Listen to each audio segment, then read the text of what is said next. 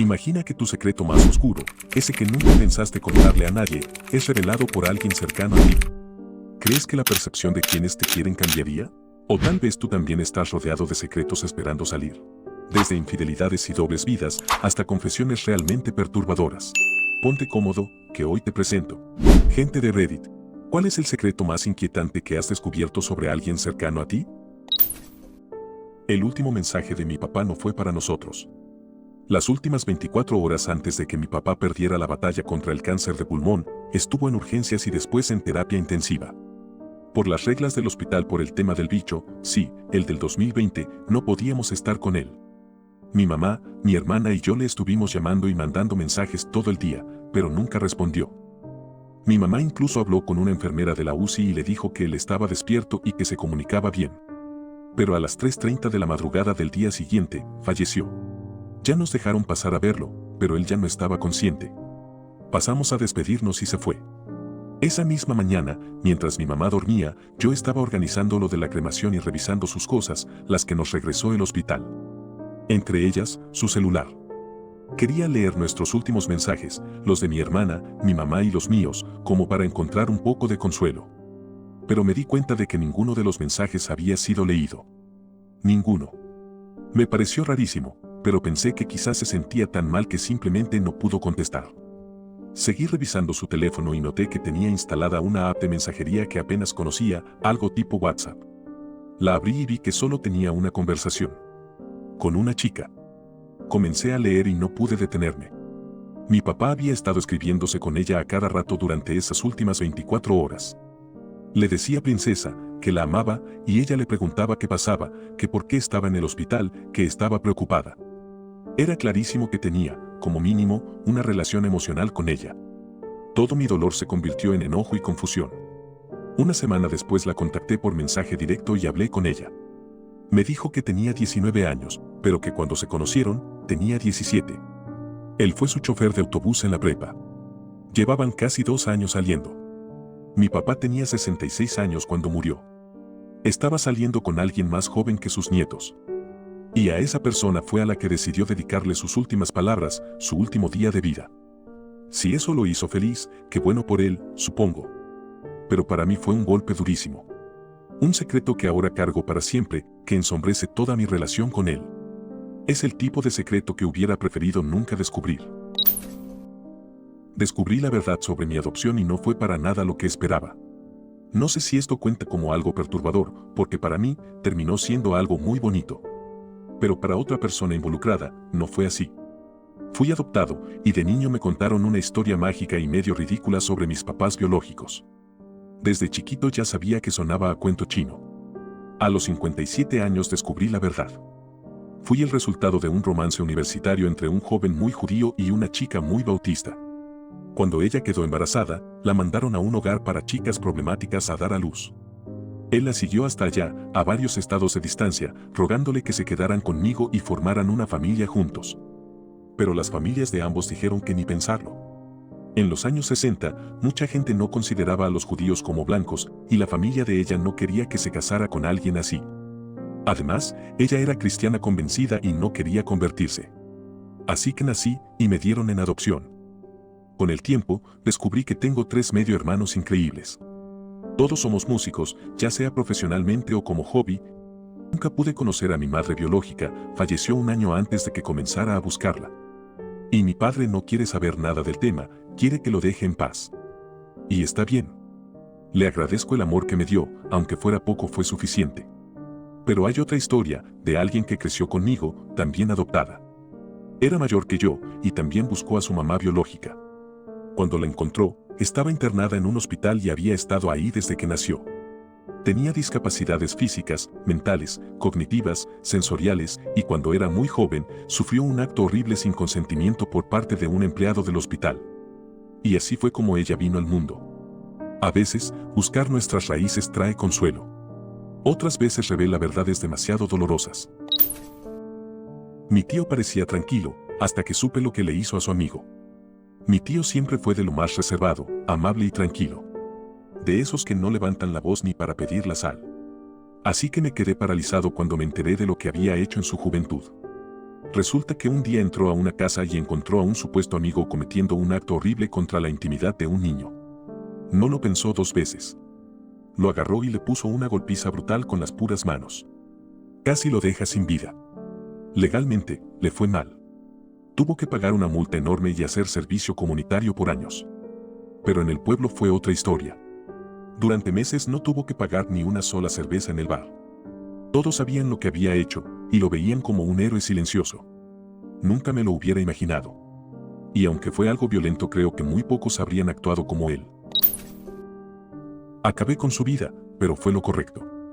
Siempre nos preguntamos por qué mi abuela se fue tan joven del pueblo, con mi papá siendo apenas un bebé, y terminó viviendo sola en una ciudad enorme, a más de 3 días de distancia. Nunca conocimos a su familia. Nunca hablaba de ellos. Años después, me lo confesó. Había atacado a su padrastro con un cuchillo y casi lo borra del mapa.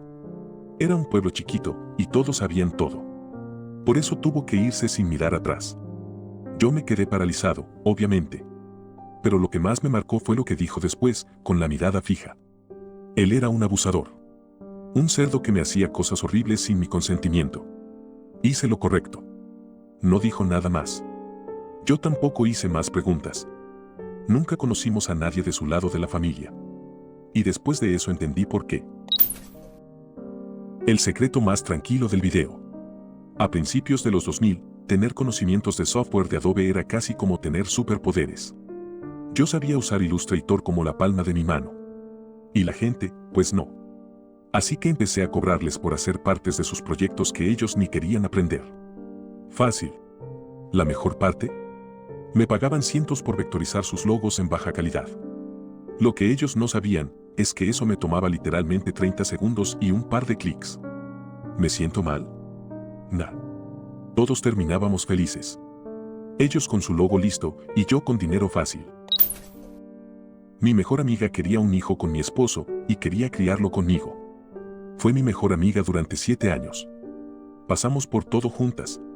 Me mudé de estado con mi ahora esposo, pero ella nos convenció a los dos de regresar. Nos dijo que nos extrañaba, que volviéramos a estar cerca, como familia. Y lo hicimos. Volvimos y fue increíble. Casi cada noche cenaba con nosotros, nos reíamos como nunca, fue de los mejores años de mi vida. Pero poco a poco algo empezó a sentirse raro. Cada vez que teníamos alguna discusión de pareja, por mínima que fuera, ella se metía. Le mandaba mensajes a cada uno por separado diciéndonos que teníamos razón, alimentando el conflicto. Conmigo hablaba como si tuviera un plan B para nosotras dos. Me decía que si las cosas no funcionaban con mi esposo, me mudara con ella y tendríamos una vida feliz juntas. Pero con él era distinta. Le hablaba de sus problemas de fertilidad. Le decía que quería un hijo como él. Que solo necesitaba un donador. Todo al mismo tiempo. Hasta que un día, mi esposo y yo comparamos mensajes. Ahí lo entendimos todo. Ella quería tener un hijo con él y vivir conmigo.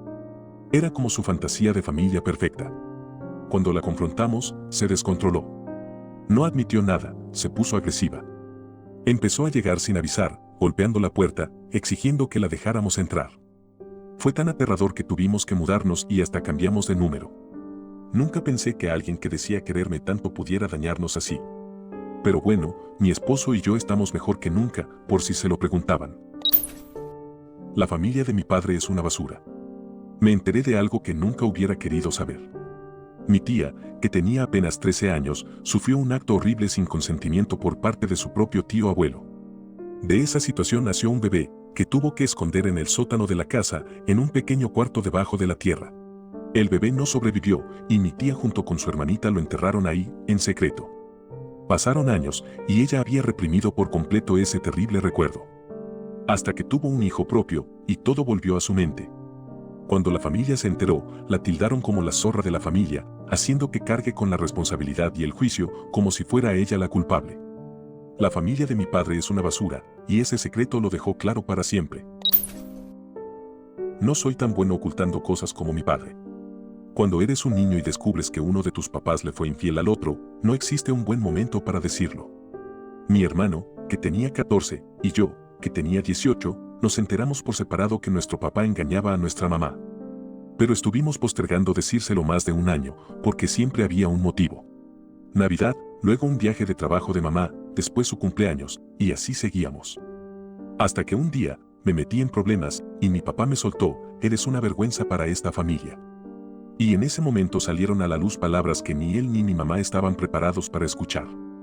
Creo que no heredé de mi padre el ser tan bueno ocultando cosas como él. Pues mi mamá sí es buena ocultando cosas.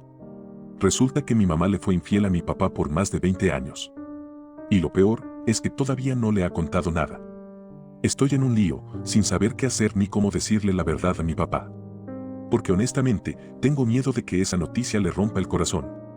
Y para colmo, la persona con la que mi mamá le fue infiel es mi padrino. Sí, ese que iba a la casa todos los días y tomaba café con mis papás, como si nada.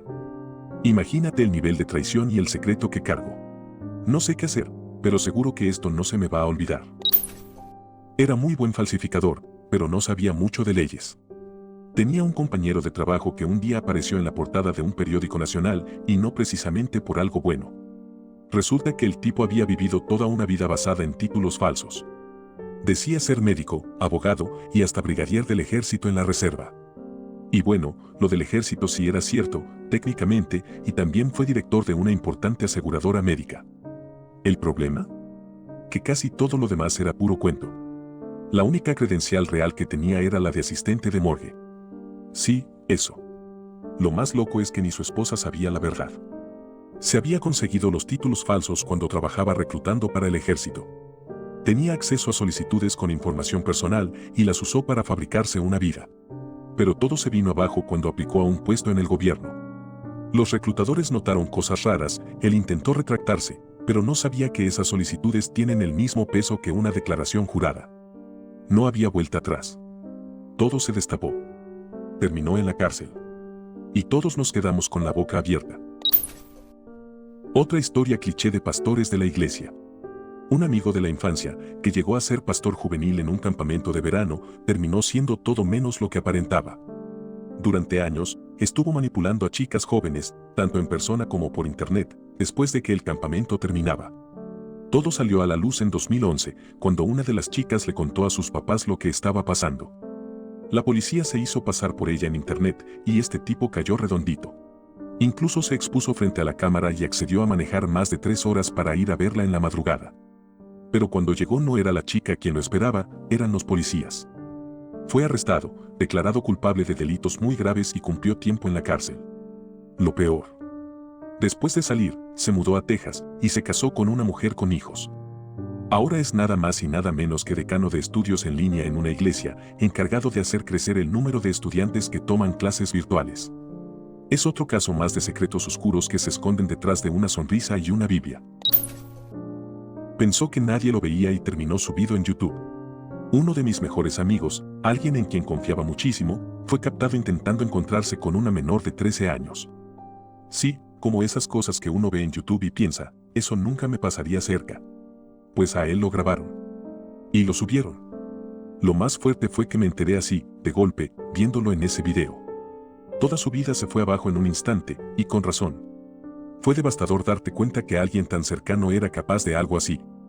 No solo perdí a un amigo, perdí la confianza que tenía en mi propio juicio. Porque nunca lo vi venir. Mi tío fue arrestado por algo terrible y mi familia finge demencia. Cuando era niña, tenía una relación cercana con mi tío más joven, al menos en las fotos, porque en persona era diferente. Él tenía unos 25 años cuando yo tenía 5, para que te des una idea. Un día, cuando estaba en la secundaria, simplemente dejó de aparecer. Mi familia nos dijo que estaba viajando con su mochila por el país.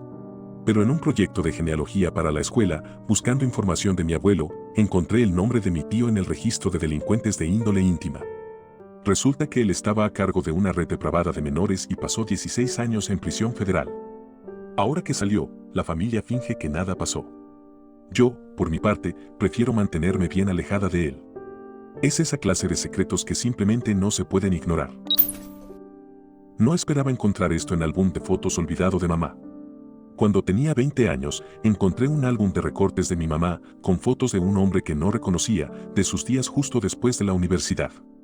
Resulta que ese hombre fue su novio por mucho tiempo. Lo que nadie me había contado es que él se quitó la vida justo después de que ella terminó con él. Mi abuelo fue quien encontró su cuerpo. Encontrar ese altar silencioso a ese amor y dolor escondido me dejó helada.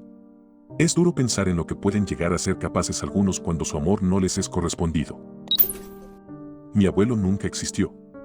Cuando mi abuelo falleció, nos dimos cuenta de algo que parecía imposible. Resulta que, oficialmente, él no existía.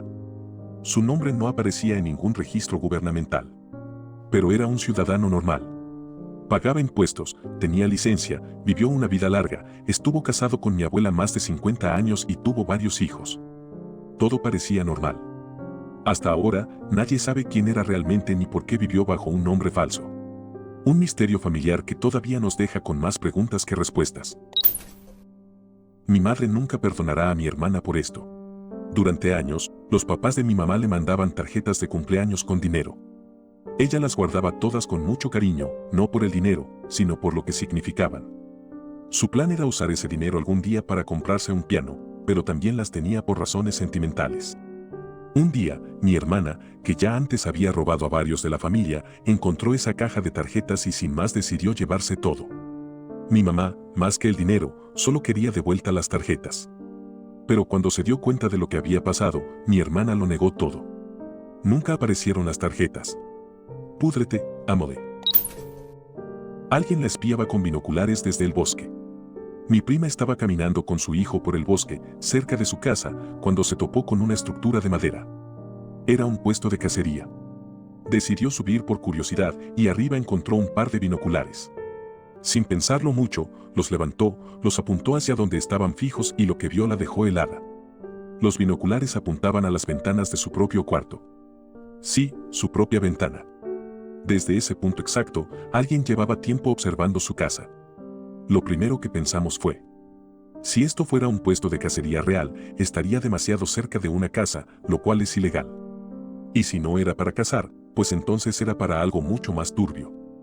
Cuando mi hermano y yo fuimos a visitarla poco después, nos enseñó el lugar y no lo dudamos. La destrozamos por completo. Literalmente lo envolvimos alrededor de un árbol.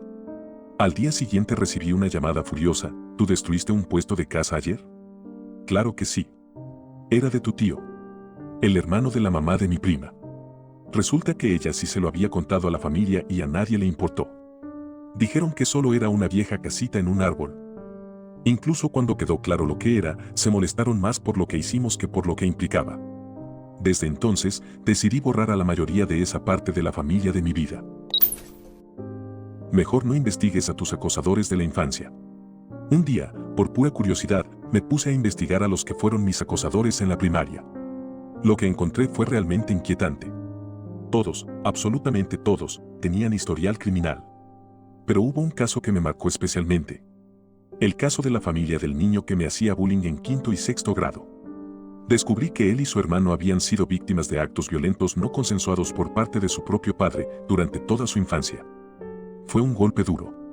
Porque aunque nada justifica el daño que me hizo, ahora entiendo que detrás de un niño cruel, a veces hay un infierno mucho más profundo.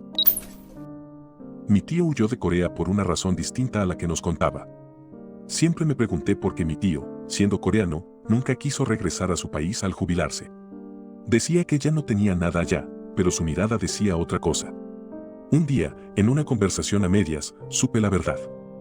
Resulta que su propio hermano fue parte del grupo que acabó con la vida del presidente de Corea del Sur en 1979. Aunque nunca se comprobó que mi tío estuviera involucrado, su nombre quedó manchado y él vivió con miedo durante décadas. Miedo de que si algún día ponía un pie en Corea, lo arrestaran por algo que, tal vez, nunca hizo. Nunca volvió.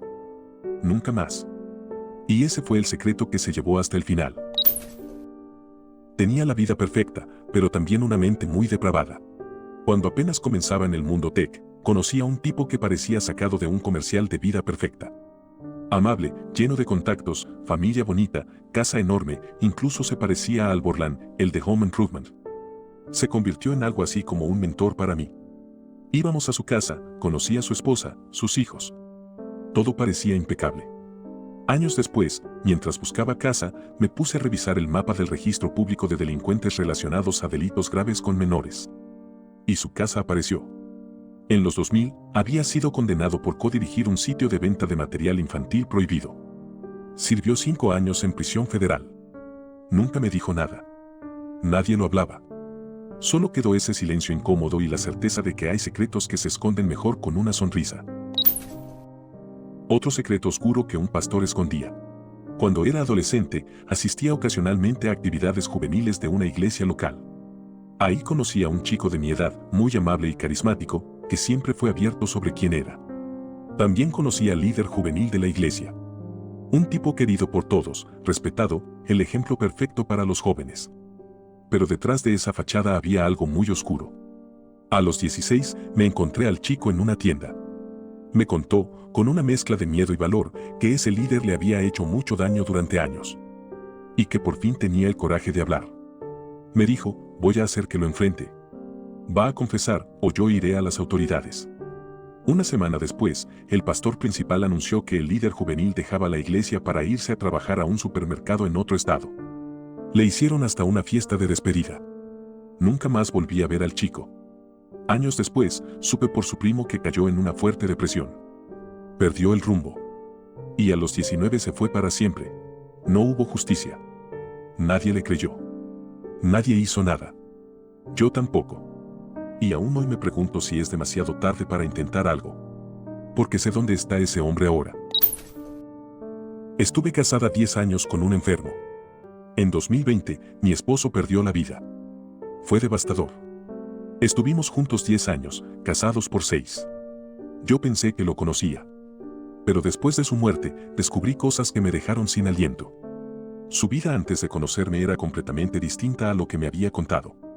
Muchas de sus historias eran inventadas, cuidadosamente construidas.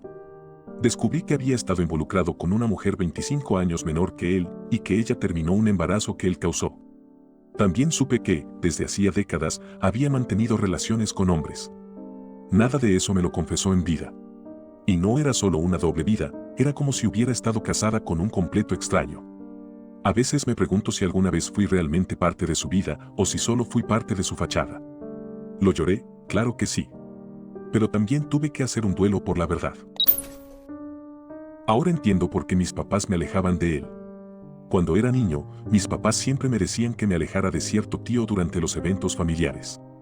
Nunca explicaban por qué, solo insistían en que no estuviera cerca de él. Años después, en una clase escolar donde debíamos recortar artículos de periódico, me topé con una nota que hablaba de alguien que había sido recluido nuevamente en una institución psiquiátrica de alta seguridad. Era mi tío. Cuando llegué a casa, lo busqué en internet. Ahí descubrí que había estado en prisión en los 80 por delitos gravísimos y que desde entonces había entrado y salido por distintas razones. Incluso demandó a un diario por publicar algo incorrecto sobre él. Ganó el juicio, pero el juez solo le otorgó una compensación simbólica de 1 centavo, porque su reputación no podía caer más bajo. Por lo que sé, estuvo mucho tiempo en una casa de reintegración. Y al parecer, fue liberado hace unos 5 años. Ahora entiendo perfectamente por qué mis padres nunca me dejaron estar cerca de él. Te amo mucho, mamá. Cuando era niña, me hicieron creer que mi mamá me había abandonado un día después del trabajo sin previo aviso. Pero cuando crecí, supe la verdad. Ella fue víctima de una violencia grupal terrible, un ataque del que apenas pudo escapar. Me contó que le robaron la cartera, y no contentos con eso, le hicieron actos horribles sin su consentimiento. Mi madre llevaba en su cartera una foto mía y los depravados hicieron comentarios horribles sobre mí. Yo apenas era una niña pequeña en ese entonces. Tenía mucho miedo de volver a casa. Dijo que la siguieron. Mi padrastro me contó que fue tan grave que cuando el hospital la atendió, tuvo que someterse a cirugía para sanar las heridas más íntimas. Pasó tiempo en un hospital psiquiátrico, luchando por recuperarse. Nuestra relación ha sido difícil, por muchas razones. Pero ahora entiendo mejor sus batallas. El dolor, el consumo de alcohol y la salud mental. Creo que nunca tuvo la ayuda que realmente necesitaba para sanar. Detrás de todo eso, sigue siendo mi mamá, una de las almas más bellas que conozco. Para que quede claro. Ella no se fue de mi vida, fui criada por mis abuelos, y aunque hubo más dramas, esta verdad cambió para siempre como la veo. Tuvo suerte de que el arma no estuviera cargada. Una noche, cuando era niño, escuché a mis padres teniendo una discusión explosiva en su habitación. Se oían gritos, golpes, y de repente, silencio absoluto. La puerta estaba cerrada con llave. Años después, durante una llamada con mi madre en la que había bebido, me confesó la verdad. Me dijo que en ese momento de furia, intentó acabar con la vida de mi padre con un arma que tenían guardada. Pero no pasó nada porque no tenía munición. Me dijo que se quedaron paralizados, solo mirándose, completamente horrorizados por lo que había estado a punto de ocurrir. A día de hoy aún siguen juntos. Mi padre perdía la vida, mientras mi hermano le robaba el dinero. Mi papá tenía demencia, y durante un año, mi hermano estuvo tomando dinero de sus cuentas sin que nadie lo supiera. Me enteré porque el banco llamó preguntando por qué no se había pagado la hipoteca en 6 meses. Revisé la cuenta de mi papá y estaba en números rojos. Cuando enfrenté a mi hermano, su única respuesta fue: pues yo también tengo que pagar mis cosas. Estaba a punto de tomar control de las cuentas para solucionar todo, pero mi papá terminó en el hospital y perdió la vida poco después. Para colmo, mi hermano también tomó parte de la herencia que me correspondía. En total, se llevó más de $5,000 de un hombre que ya estaba en sus últimos días. Todavía no lo supero. No fui producto del amor de mis padres. Un día, mi mamá estaba muy borracha y me confesó algo que nunca imaginé escuchar. Me dijo que yo fui concebido durante un acto de violencia que sufrió por parte de mi padre. Es algo que nunca me había contado y que marcó mi forma de ver mi propia historia. Desde entonces, todo cambió para mí. Hay cosas que una vez que las conoces ya no puedes ignorar. No sé si alguna vez podré mirarlo igual. Ni a él, ni a mí mismo. El perro es el mejor amigo del hombre. Una vez, durante una charla de oficina cualquiera, mi compañera me contó algo que me dejó helada. Me dijo que todas las mañanas, mientras toma su café, deja que su perro tenga acción con su pierna hasta que termine. Sí, como lo oyes. Desde que me lo dijo, no puedo mirarla igual. Cada vez que habla, esa imagen se me viene a la cabeza. Todo se queda en familia. Cuando me gradué del campamento militar, no entendía por qué mi hermano no me dirigía la palabra. Le había escrito cartas, muchas. Nunca hubo respuesta. No recordaba haberle hecho nada la última vez que nos vimos. Tuvimos peleas cuando éramos más jóvenes, pero crecimos y todo eso quedó atrás. Un día, mientras caminaba por el pueblo, me encontré con un viejo amigo. Charlamos un rato y antes de irse lo noté algo nervioso. Trataba de decirme algo, pero no sabía cómo. Me asustó un poco, pensé que le había ocurrido algo realmente grave, pero no era lo que imaginaba. Cuando por fin encontró el valor de decírmelo, simplemente lo soltó. Me contó la razón del comportamiento tan extraño de mi hermano. Me dijo que mientras yo sudaba y sangraba por un futuro en el campamento, mi hermano se acostaba con mi novia. Sentí un golpe directo en el pecho. Al inicio no quería creerlo y me trataba de convencer de que no podría ser cierto. Pero lo confronté y me lo confesó todo. Lo peor es que ni siquiera se molestaba en entregarme las cartas que ella me mandaba. Supongo que el peso de la culpa fue más fácil de llevar que enfrentarme. Lo que duele de las traiciones es que vienen de las personas que menos te lo esperas. Ya no me enoja recordarlo, decidí que no hablarnos era lo mejor que podríamos hacer. Con respecto a la chica, lógicamente rompí con ella. No sé si seguían viéndose después de eso. Desde entonces no sé nada de él. Me dejó de importar lo que ocurra en su vida desde que decidió que era más sencillo perder un hermano que ser uno. Nunca terminas de conocer a alguien. Me pasó con un amigo de la escuela. No éramos súper cercanos, pero solíamos pasar el rato. De hecho, fui a su casa un par de veces. Crecimos y después de graduarnos, perdimos el contacto. Años más tarde, me enteré de que fue arrestado junto con su papá por tener contenido absolutamente inaceptable del tipo que nadie debería tener jamás. Todo salió a la luz cuando él mismo lo descubrió en la computadora de su papá y los dos terminaron en juicio. Su mamá no tenía idea hasta que la policía llegó a la casa. Me da escalofríos pensar que estuve ahí.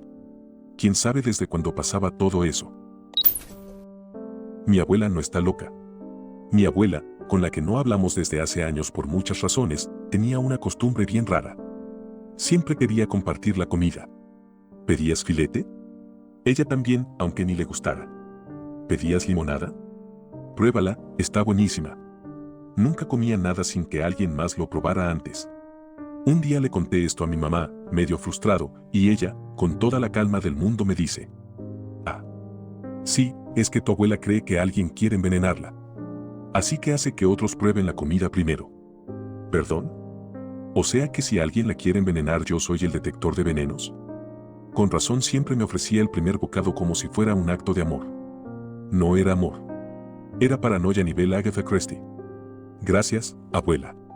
Qué bonito crecer con esa confianza. Le chocó el auto a la persona equivocada. Siempre vi a mi abuelo como un viejito amable, tranquilo, de esos que te dan dulces a escondidas. Pero hace unos años, mi hermano estaba investigando el árbol genealógico y soltó una bomba. Resulta que cuando mi abuela estaba embarazada de 6 meses, un operador de maquinaria de construcción atropelló su auto. Ella sobrevivió, pero perdió al bebé. El que habría sido el hermano menor de mi papá. Mi abuelo no lo soportó. Fue al lugar donde trabajaba el tipo y lo golpeó hasta acabar con su vida. Estuvo en la cárcel como una semana. Lo soltaron alegando insanía temporal por el trauma. Nadie en la familia hablaba de esto. Me enteré casi por accidente y desde entonces no dejo de mirar a mi abuelo con otros ojos. Es extraño pensar que alguien tan tierno también fue capaz de eso. Pero supongo que el dolor puede sacar lo más oscuro de cualquiera. Me acosté con el ex de mi hija y me embarazó. Es un secreto mío en realidad. Esto fue allá por, déjame pensar, quizás 1997. Yo tenía 38 años y mi hija 18. Ella salía con Harry, un chico de 24 años. Yo era alcohólica y también solía consumir otras sustancias. No era buena persona y mucho menos buena madre. No es que maltratara a mi hija ni nada, pero en general era distraída y me preocupaba más por consumir sustancias que por ella, sobre todo en su adolescencia. Actualmente llevo 14 años sobria. Convencí a mi hija que dejara de salir con Harry, pero nunca le dije por qué. Él coqueteaba conmigo constantemente y la diferencia de edad también me incomodaba. Además, tenía adicciones, igual que yo. Ella rompió con él por eso. Debido a eso, Harry tuvo que mudarse y dejó de vivir con nosotras. No vivía muy lejos. Luego de eso, no dejaba de llamarme para preguntarme si quería tomar algo con él. Lo rechacé, pero un día me dijo que tenía un montón de sustancias y no me pude resistir. Vino, consumimos lo que trajo y terminamos acostándonos. Era un chico muy guapo. Se parecía muchísimo a Justin Bieber. Eso fue lo que me hizo pensar en él. Durante los siguientes meses, quizá unos 3 o 4, a veces venía a casa y teníamos relaciones, consumíamos sustancias y nos emborrachábamos juntos. Cualquier adicto sabe lo que es tener un amigo igual de adicto. Pasó el tiempo y quedé embarazada. Sabía que era de él, sin pensarlo 2 veces. Lo habíamos hecho sin protección varias veces. Nunca le dije que estaba embarazada, así que decidí frenar el embarazo, y lo mantuve en secreto. En fin, dejé de verlo después de eso, fue muy raro. También me mantuve sobria durante unos 4 meses, antes de recaer. 2 años después, mi hija me contactó y me dijo que había vuelto con Harry y que estaba completamente sobrio. Sinceramente, me sentí avergonzada. Iba a decirle que nos acostamos y me iba a odiar toda la vida. Un día vinieron a saludarme y cuando mi hija se fue, Harry me dijo que no tenía por qué contarle lo sucedido. Acepté. Llevan 16 años casados. Tienen un hijo. Harry tuvo cáncer y lo superó. Yo me recuperé. Eso es todo. No los veo muy a menudo, ellos viven en Texas y yo en la costa este.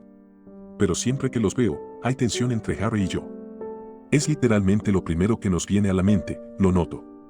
No es una tensión sensual, es más de... ¿Por qué tuvimos que hacer eso? ¿Qué demonios nos pasa? Pienso en esto a menudo. Sobre todo cuando veo a mi nieto. Siempre pienso que podría haber sido mi hijo si las cosas hubieran sido diferentes, pero vaya desastre si hubiera decidido quedarme con él. El dueño del café de juegos infantiles tenía un oscuro secreto. Yo era bastante amigo de un tipo que tenía un café de pasatiempos. Ya sabes, uno de esos lugares donde podías ir a jugar Magic, Yu-Gi-Oh, juegos de mesa o simplemente pasar el rato con otros frikis. Era un lugar muy querido por la comunidad. Los fines de semana siempre estaba lleno de vida. Todos los sábados, organizaba lo que él llamaba Día de Niños.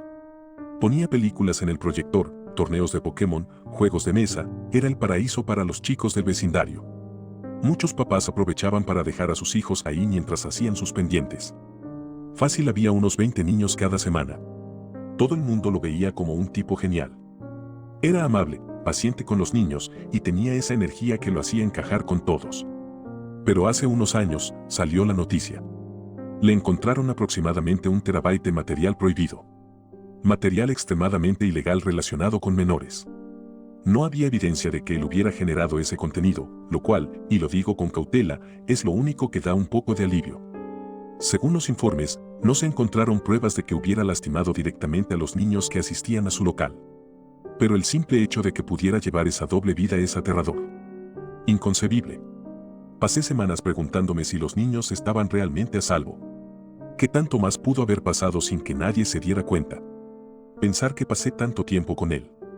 Que lo saludaba cada sábado como si fuera cualquier persona. A veces incluso me ayudaba con consejos sobre juegos de cartas. Nunca vuelves a confiar del mismo modo después de algo así. Lo acepté por el bien de la familia. Mi tía abuela no pudo más con el secreto. Esto fue el año pasado. Ella es hermana menor de mi abuela paterna, se llevan como 10 años de diferencia. Mi abuela estuvo casada desde joven con un funcionario del gobierno, mi abuelo, y fue gracias a él que toda la familia pudo mudarse de un país muy pobre a Europa. Un día, mi tía abuela reunió a todos y dijo que ya no podía seguir cargando con esto. Contó que, desde que tenía 10 hasta los 19 años, mi abuelo, el esposo de su hermana, abusó de ella. Todos los días. Le decía que si contaba algo, iba a cancelar los papeles de toda la familia y los regresaría de inmediato. Imagínate vivir con ese miedo constante, sabiendo que si hablabas, no solo te destruías tú, sino también las oportunidades de toda tu familia. Cuando lo confrontamos, mi abuelo ni siquiera lo negó. Solo se levantó, dijo el pasado no importa y se fue caminando, como si nada. No sé cómo sentirme después de lo que me contó mi esposa. Esto pasó cuando ella estaba en el segundo trimestre de embarazo. Yo dormía tranquilo, o eso creía. Resulta que cada noche se paraba al lado de mi cama, en silencio, sosteniendo el hacha pequeña que usamos para acampar. Antes de hacerlo, encerraba a la gata en el baño, poniéndole una toalla debajo de la puerta para que no se escucharan sus maullidos ni arañazos. Mientras yo dormía, ella se quedaba ahí, de pie, y según me confesó, imaginaba cómo sería atacarme. Primero en el cuello, luego en los ojos.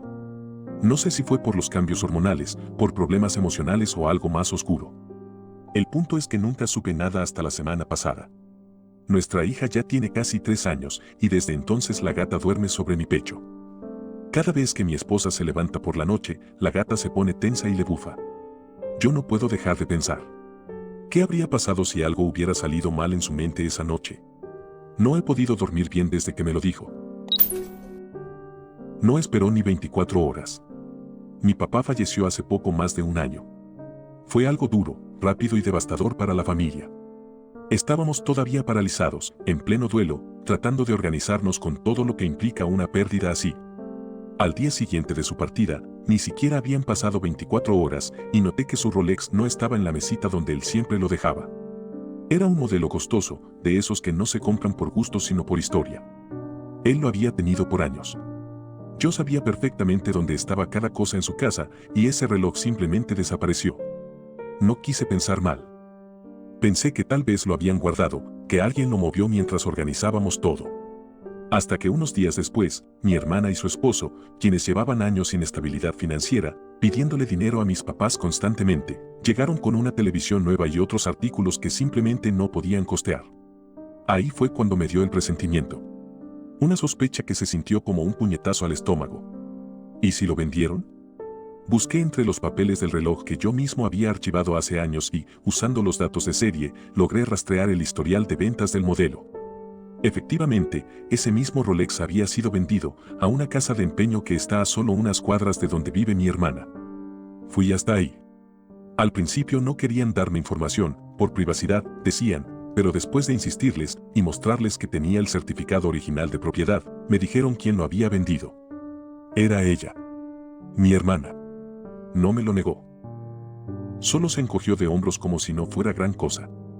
Dijo que mi papá ya no lo necesitaba. Que era para una emergencia.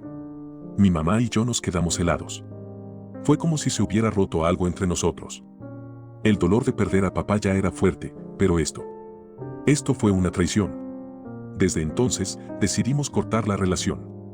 No fue por el valor del reloj, fue por lo que significaba. La falta total de respeto, la frialdad y sobre todo, la rapidez. No esperó ni un día para aprovecharse. La verdad sobre la partida de mi tío abuelo es mucho más dolorosa de lo que me contaron. Mi tío abuelo perdió la vida el mismo año en que yo nací. Para mí, siempre fue ese familiar del que apenas se hablaba. Se fue joven y de forma repentina, decían. Otros añadían con tono de advertencia. El alcohol lo destruyó.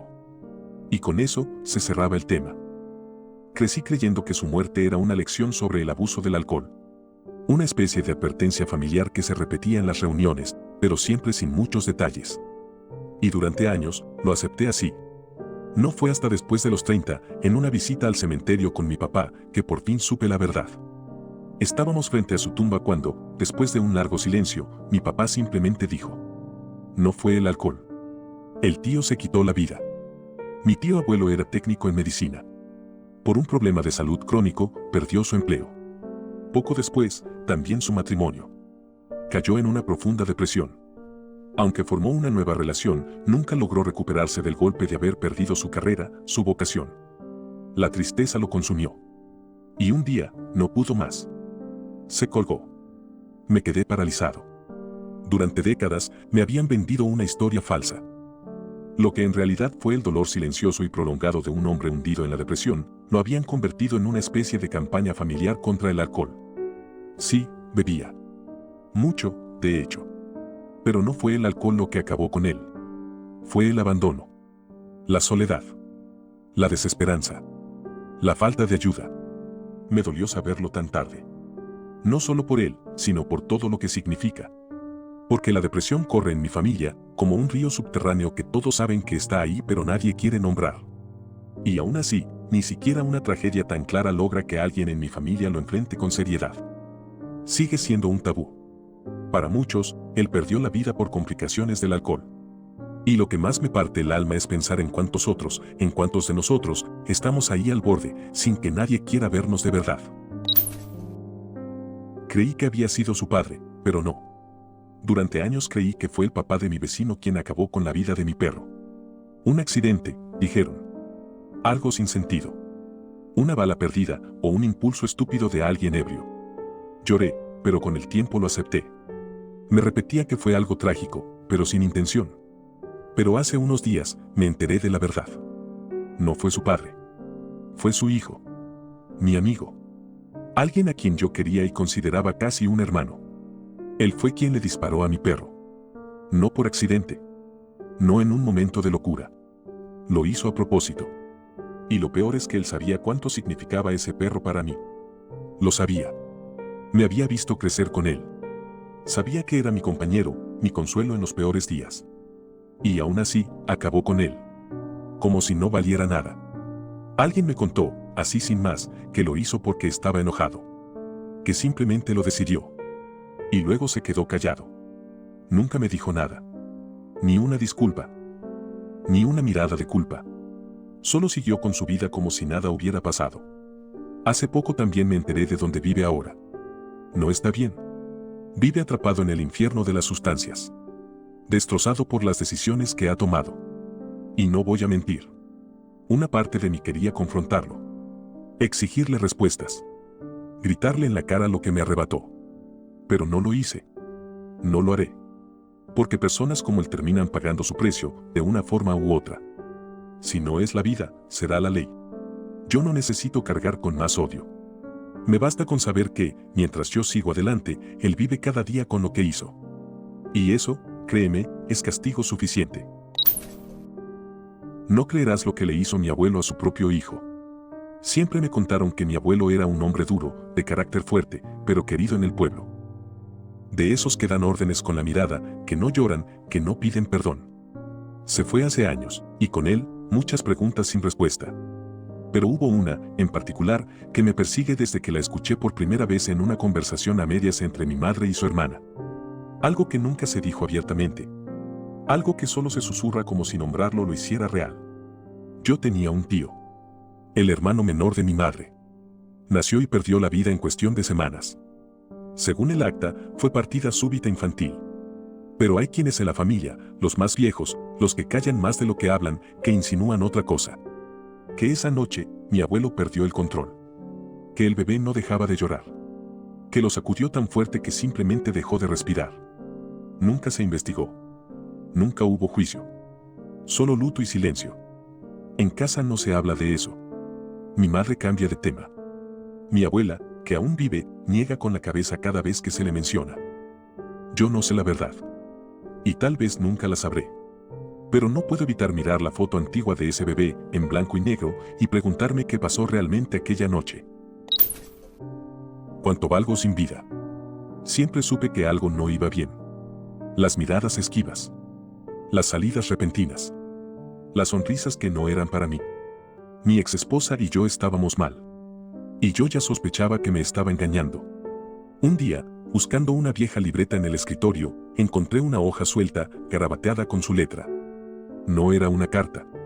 No era una lista de compras. Era un cálculo. Había sumado lo que valdría mi seguro de vida, mis cuentas de ahorro, el fondo de retiro, incluso el valor estimado de mi coche. Total final. Una cifra redonda, subrayada 2 veces.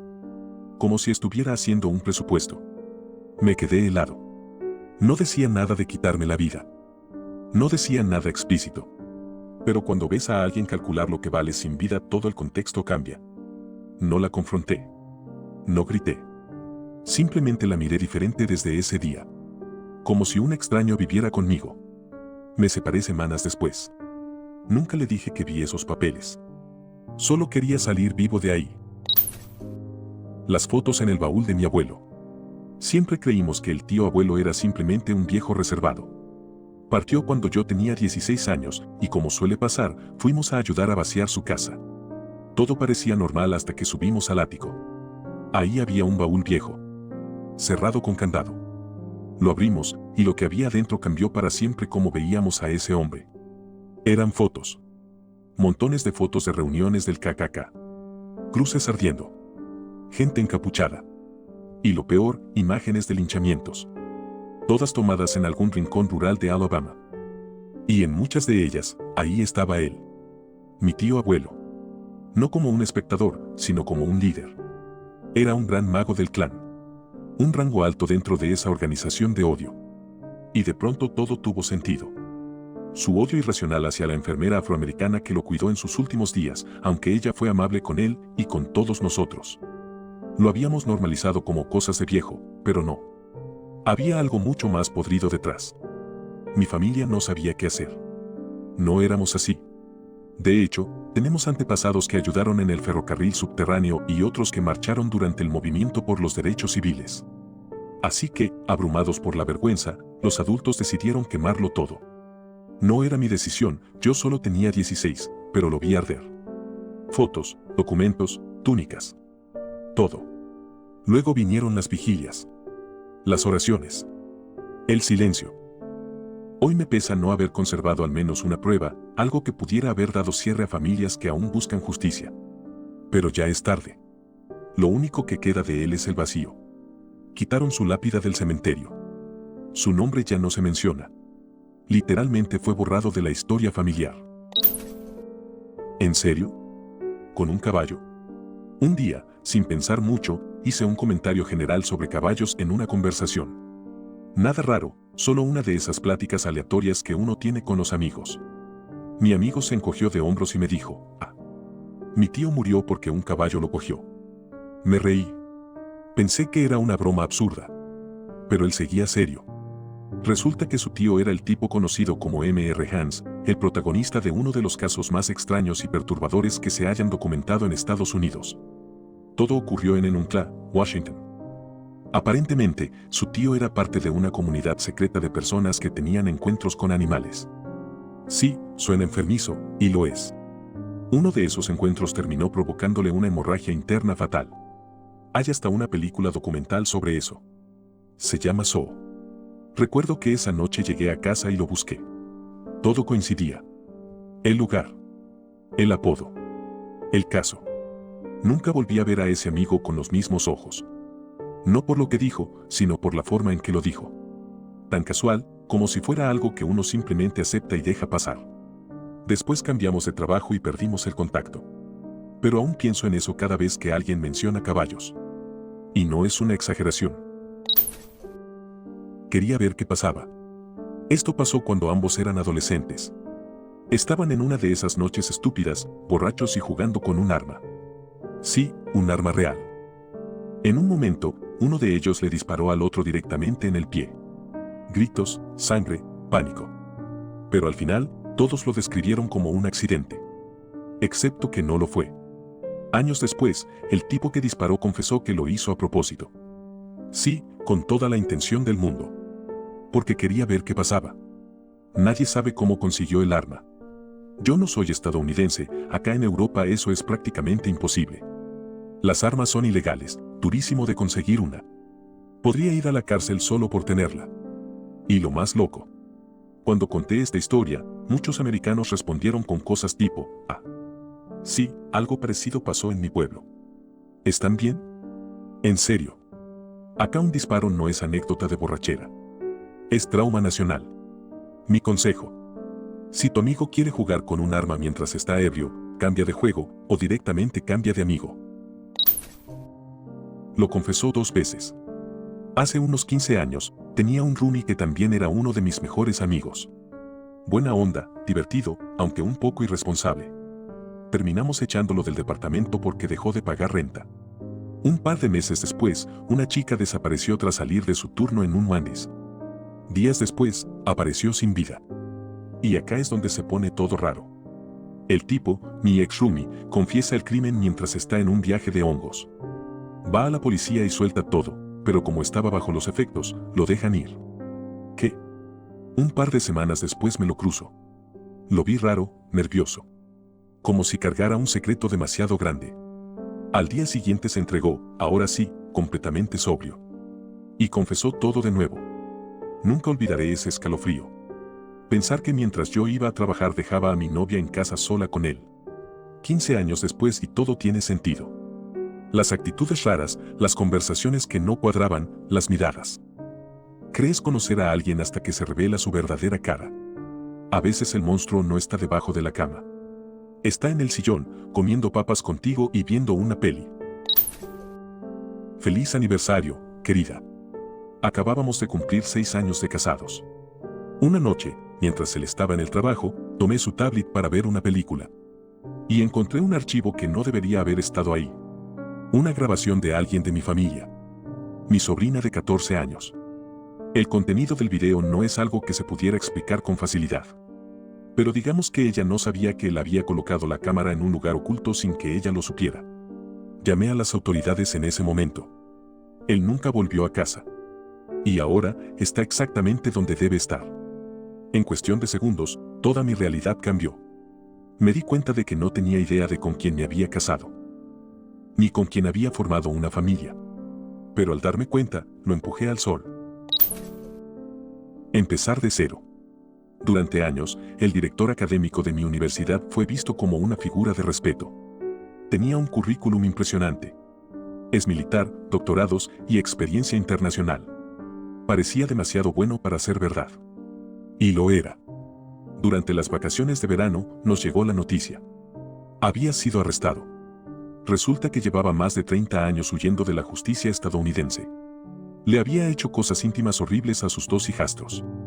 Cambió su nombre, falsificó sus títulos y creó una identidad desde cero. Todo para escapar de los cargos por los que había sido condenado. Su supuesto doctorado venía de una universidad que ni siquiera existía. Era todo mentira. Se quitó la vida en prisión poco después de ser capturado, antes de poder ser extraditado. Nadie sabe si fue por miedo a enfrentar la verdad. O porque sabía demasiado. Hoy, todavía nos preguntamos cuántas cosas más ocultaba. ¿Y cómo fue posible que nadie notara nada durante tanto tiempo? Toda nuestra relación fue una mentira. Estuve en una relación durante 6 años. Durante todo ese tiempo, creí estar apoyando a alguien que sobrevivió a un trauma muy serio. Mi exnovia me confesó que le habían hecho actos horribles sin su consentimiento. Gasté más de 15,000 pesos en su terapia. Cuando tenía un mal día, lo atribuía al trauma. Cuando quería que cancelara planes con amigos, también. Decía tener desencadenantes muy específicos. Por ejemplo, ver un auto rojo la hacía entrar en pánico porque, según ella, el agresor conducía uno así. Yo estaba allí. Siempre a su lado. Hasta que un día me confesó que todo había sido mentira. No había pasado nada de lo que me contó. Su historia, la base de años de nuestra vida, no era real. Sentí rabia. Por el tiempo, el esfuerzo y el dinero. Me costó mucho procesarlo. El apoyo emocional y la empatía son valiosos, pero también es importante estar alerta a las señales de manipulación. mi esposa y su primo hermano. Unos años después de casarme con mi primera esposa, me di cuenta de algo que me dejó helado. Antes de conocerme, ella había mantenido relaciones con su primo hermano. Lo descubrí una noche, sentados alrededor de una fogata, cuando vi la forma en que se miraban. Éramos solo nosotros tres en ese momento, y siempre he sido bueno para leer a las personas. Vi una mirada que lo decía todo, y decidí preguntarles directo. ¿Cuándo se acostaron? Ella se quedó tan sorprendida que admitió todo al instante y me preguntó. ¿Cómo supiste? Después me dijo. Dios, ¿te imaginas si alguien más en la familia lo sabe? Me contó que habían tenido encuentros intermitentes durante al menos 2 años antes de que yo apareciera. Y sospecho que continuaron un tiempo después de que nos casamos. También me ocultó que era bipolar y nunca buscó tratamiento. Las cosas se fueron complicando mucho y tuve la suerte de poder alejarme. Nos divorciamos en 2014. De hecho, el año pasado le conté todo esto a una prima suya que la odia, así que estoy seguro de que la familia ya se enteró. Tenía solo 2 semanas de nacida. Cuando tenía 16 años, mi madre me sentó y me contó algo que cambió todo. Había descubierto que mi abuelo había hecho cosas imperdonables y repulsivas conmigo cuando yo tenía apenas 2 semanas de nacida. Nadie sabe con certeza cuándo paró. Yo siempre me sentí rara, con ansiedad y depresión, pero al contarme eso, mi madre también reveló que a ella le había pasado algo parecido. Sabía que mi abuelo era un monstruo, pero aún así dejó que yo creciera con él. De niña tuve todos los síntomas. Hasta los 13 años mojaba la cama. Y cuando intentaba decir que algo estaba mal, me decían que era dramática o que mentía. Hace unos años volvió a hacerlo. Fue entonces cuando la gente empezó a creerme. La verdad, ha sido muy duro pasar toda la vida sintiéndome invalidada, invisible y sola. Tengo más de 30 años y todavía me siento perdida, sin esperanza. No sé muy bien cómo seguir adelante. Mi padre y mi hermana. Hace unos 10 años, cuando mi mamá estaba luchando contra el cáncer y ya estaba muy enferma, me topé con algo que aún no puedo creer. Sorprendí a mi papá y a mi hermana juntos. Era una situación que en mi vida pensé ver. Fue un momento que me dejó helado, porque no solo era algo que rompía todos los límites familiares, sino que sucedía justo cuando mi mamá estaba enfrentando su peor batalla. Ellos no sabían que yo había visto lo que pasaba, y desde entonces, todo cambió para mí. Con el tiempo, dejé de confiar en mi papá, y hoy apenas lo veo, menos de una vez al año. No sé si lo que vi fue algo aislado o si aún sigue sucediendo, pero la sombra de esa revelación todavía pesa en mi mente. Mi hermano, el psicópata fanático de las luchas. Mi hermano acabó con la vida de nuestro gato sin querer cuando tenía 11 años. Él solía jugar a imitar luchas de WWE y hacía movimientos como el SmackDown. Unos 3 días después, el gato no lo logró. Siempre supe que mi hermano era un poco diferente, hablaba mucho sobre cosas extrañas. El año pasado, me confesó que sabía lo que estaba haciendo en ese momento y también me contó otras cosas que le hizo a nuestros gatos. Ahora tiene 22 años, ha sido diagnosticado como psicópata y está tomando clases de empatía para intentar entender mejor sus emociones y comportamientos. Nuestra mamá fue bastante abusiva con él cuando era niño, y creo que eso influyó mucho en cómo se desarrolló y en su relación con los animales y la gente. Mis 2 mejores amigos fueron personas del terror. Hace unos años me enteré, o mejor dicho, me recordaron, que 2 de mis mejores amigos de la adolescencia habían estado siendo investigados por ser personas del terror doméstico. Sí, así de grave. Lo más perturbador no fue descubrirlo, sino recordar que en realidad yo ya lo sabía cuando éramos amigos. Al parecer, durante nuestra amistad en la preparatoria, esto ya estaba ocurriendo, y por alguna razón mi mente decidió relegarlo al fondo de todo. Supongo que había tantas otras cosas turbias ocurriendo a nuestro alrededor, que mi cerebro simplemente lo clasificó como otro problema más. Es decir, ¿qué clase de ambiente escolar es ese donde enterarte de algo así no fue lo más alarmante? Mirando atrás, me doy cuenta de lo distorsionada que estaba mi percepción del peligro y lo normal que parecía lo anormal. Ahora, cada vez que pienso en esa etapa de mi vida, me da un escalofrío. No solo por lo que ellos estaban haciendo, sino por lo que yo decidí ignorar. Le disparé a alguien, porque sí. Una vez, un amigo de la infancia con el que volví a juntarme después de la prepa, me confesó algo que todavía no logro digerir del todo. Estábamos fumando y él ya iba bastante borracho. De la nada, me empieza a contar que en algún punto fue cobrador para un narco local. Básicamente un tipo que se encargaba de intimidar o acabar a los que no pagaban. Pero lo que más me heló la sangre fue lo que dijo después, como si estuviera recordando una travesura. Una vez le disparé a un vagabundo, nomás porque sí. Así. Sin remordimiento. Sin emoción. Como si contara que rompió una ventana o se metió a una fiesta sin invitación. Yo, que apenas fumo o de vez en cuando me echo un viaje psicodélico, pensé toda mi vida que yo era el chico problema. Resulta que al lado de él, yo era un Boy Scout. Desde esa noche, no lo volví a ver igual. De hecho, no lo volví a ver. Y aunque trato de convencerme de que estaba mintiendo, parte de mí siente que decía la verdad y que por alguna razón necesitaba sacarlo. Me daban mala espina. Me salí de un viaje a Miami con un grupo de conocidos después de escuchar que algunos hablaban mal de otros a sus espaldas. No me dio buena espina.